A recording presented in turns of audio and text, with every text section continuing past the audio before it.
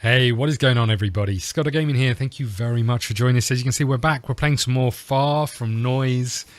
We're still on the cliff. We're still talking to a deer. We've just seen Turtle Taxi. We're about to carry on. Oh man, look at the stars. Look how they shine so bright.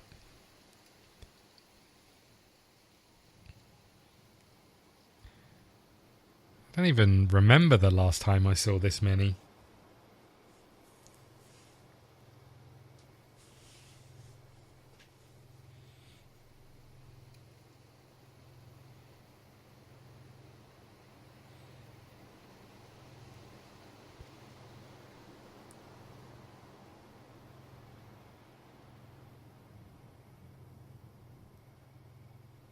You never see the stars. Robot Deer's back. Where I live, you're lucky if you see the moon.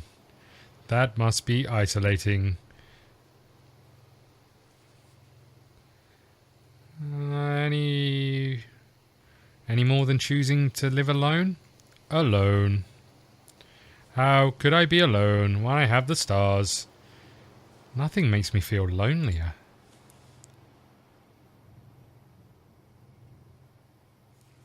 Look at all of them twinkling up there. In the ocean of space. And I'm down here. On a rock. Ah, but the stars are here with us, you see. They share the night with us. But why bother? Why should it mean anything? They're too far away to matter. Distance is nothing. They are as much with us as I with you. Think, does anything offer the same tranquility?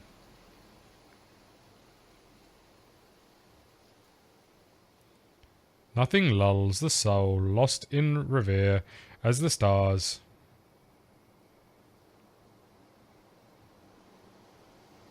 Shards of glitter and glass suspended over us.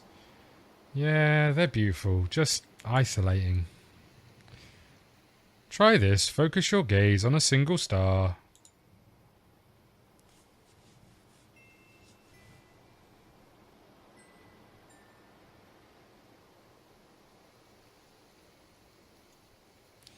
Alright, I found a bright one.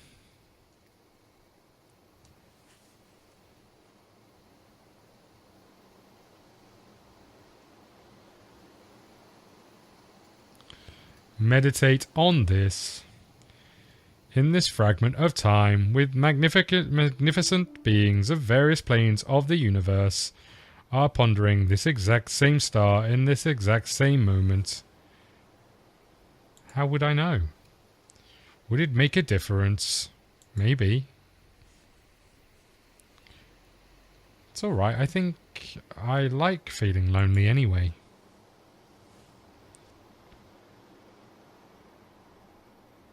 Weirdly, it's nice being here. Sometimes I feel crushed, like they're closing in. But tonight's different. Quite the night.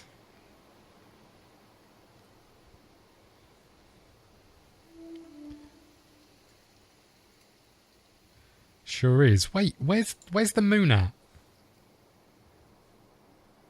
Behind you. Just out of sight.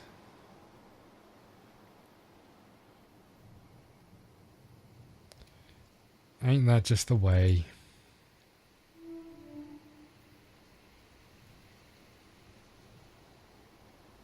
On countless evenings in the past, I have found myself here, gazing up at the moon. Lost, weightless, suspended in time. All the while, the stag in the moon gazes back. The stag in the moon? The stag in the moon. You do not know it. I think you mean the man in the moon. The man in the moon. ...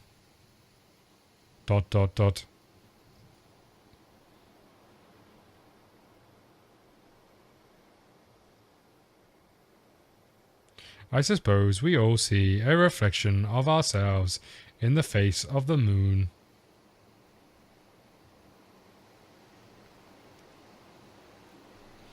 Maybe you're right. Perhaps. I wonder what the moon thinks of us. From up there, we must see a mesmerizing unknown just the same. Probably thinks we're idiots. It's probably not wrong.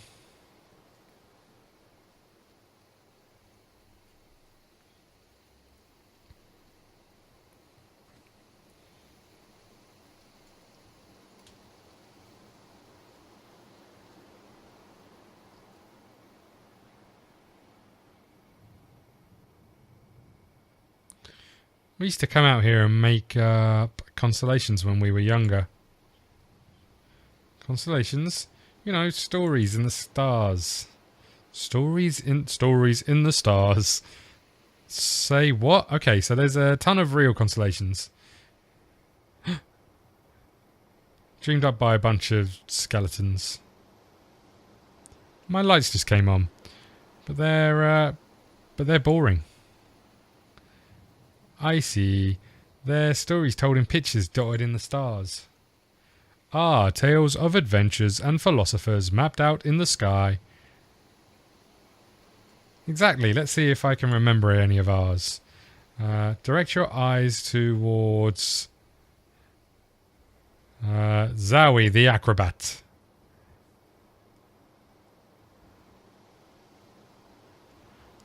I can't see Zowie the acrobat. Oh. There we go.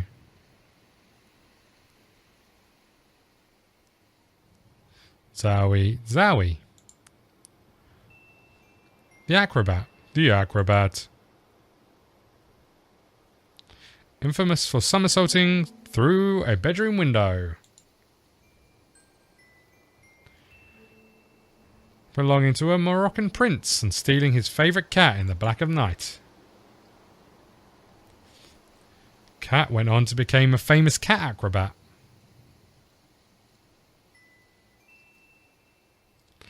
And the prince. He became so sad that he jumped out of the same window 3 weeks later. How sad. That's life on a dark night. You just about to see the cat cartwheeling next to Zowie.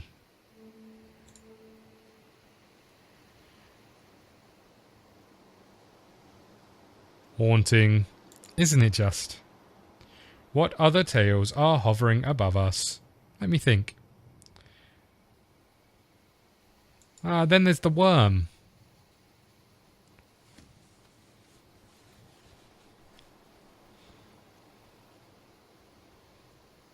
The worm. Yeah,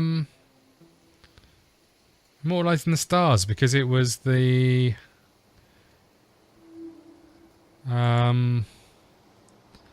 first worm. The first worm. Yeah, the first worm. Worm Zero. From where did this first worm descend? Or ascend? It fell from someone's ear.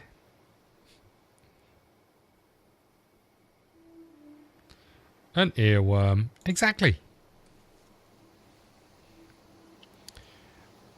And so it travelled across the globe, singing its worm lullaby in the soil, planting new worms in every continent. What became of the first worm? No one knows. Some say the moon is waning as thin as a worm. If you press your ears to the soil, you can hear a lullaby of the first worm, softly humming through the ground. As the next worm moon, I shall listen. Excellent. What other legends linger in the stars? Good question. I'm out of ideas.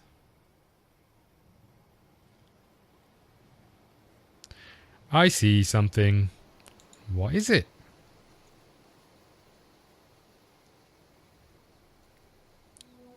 Enid.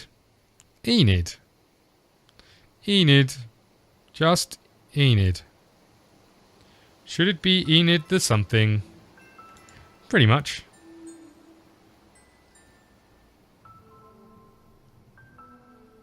Enid the introspective. Who was she? A great philosopher. Of course she was. She was an expert in silence. Like a mime. She never spoke a single word. Committed mime, then. It was by choice, her eternal silence, but she could talk. She could. How could anyone tell? It was obvious.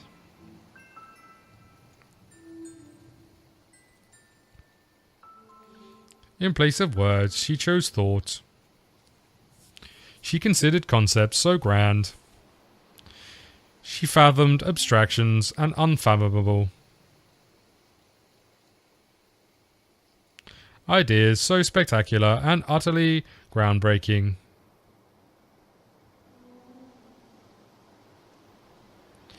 The one day she literally broke the ground and was swallowed by the resulting crevasse.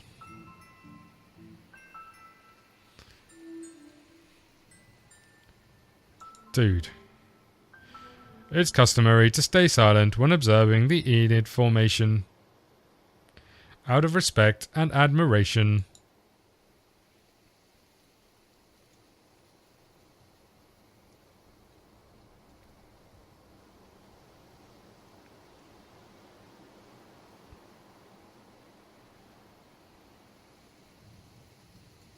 My bad, sorry Enid. Silly me.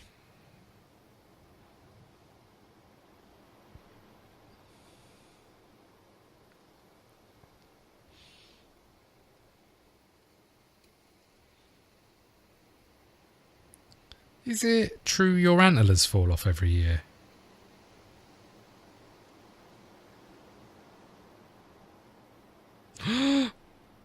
Oh God.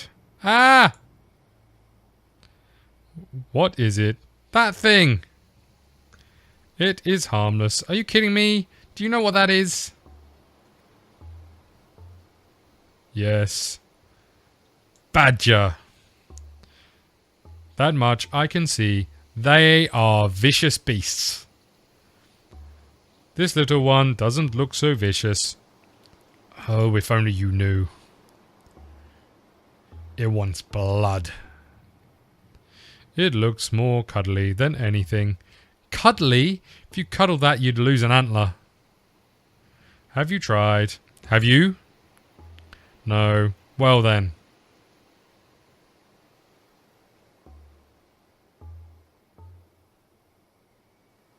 Dot, dot, dot.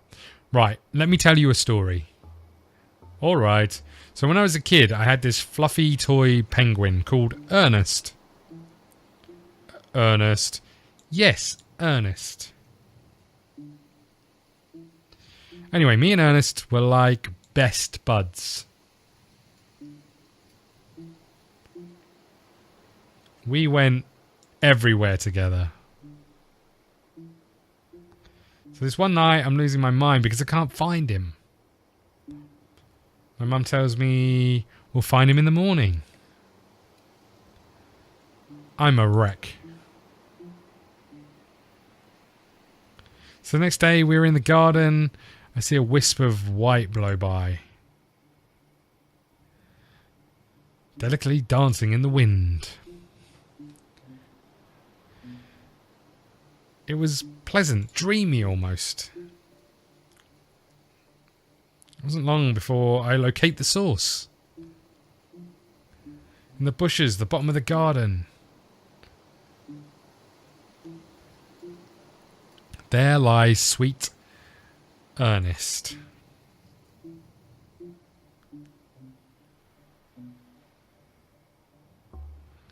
Disemboweled.